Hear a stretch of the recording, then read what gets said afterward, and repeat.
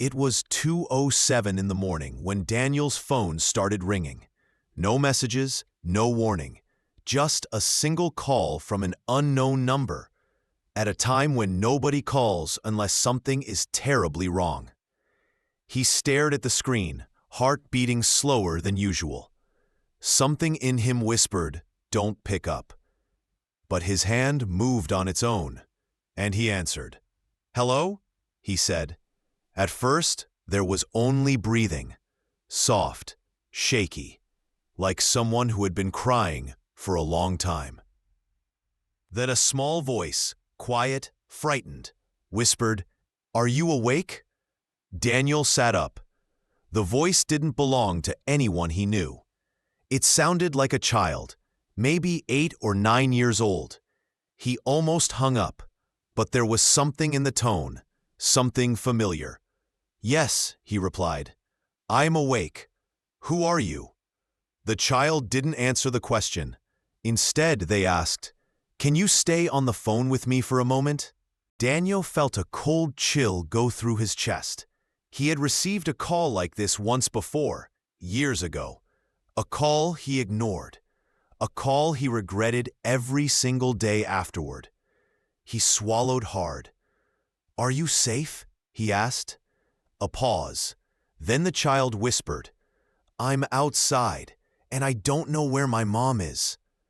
Daniel's breath caught. He stood from the bed. "What do you see around you?" There was shuffling, like the child was turning the phone. A bus stop, a street light, and a small shop with a red door. Daniel's heart dropped. He knew that place. It was the same street where his life had changed many years ago. "What's your name?" Daniel asked again. This time, the child answered. They said a name Daniel hadn't heard in years, a name connected to someone he once loved and someone he failed. His knees weakened. He pressed a hand to the wall to stay standing. The child continued.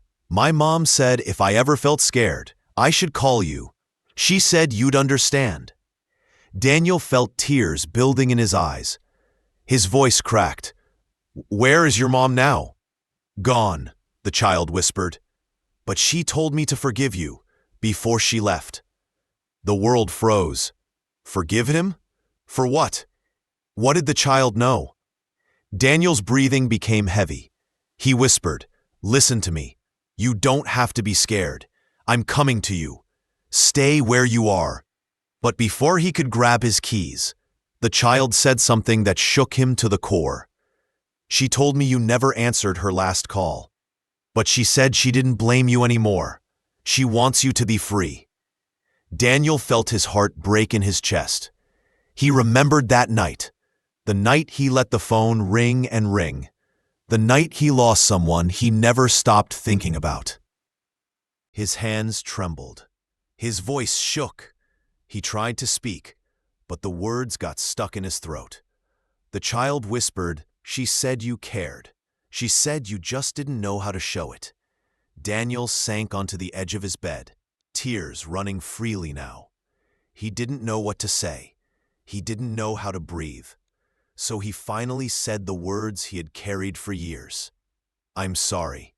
Tell her that I'm sorry." There was a long silence. Then the child replied softly, "She knows. She forgave you a long time ago." The line went quiet. No goodbye, no click, just silence. Daniel rushed outside and drove to the location. But when he arrived, the street was empty.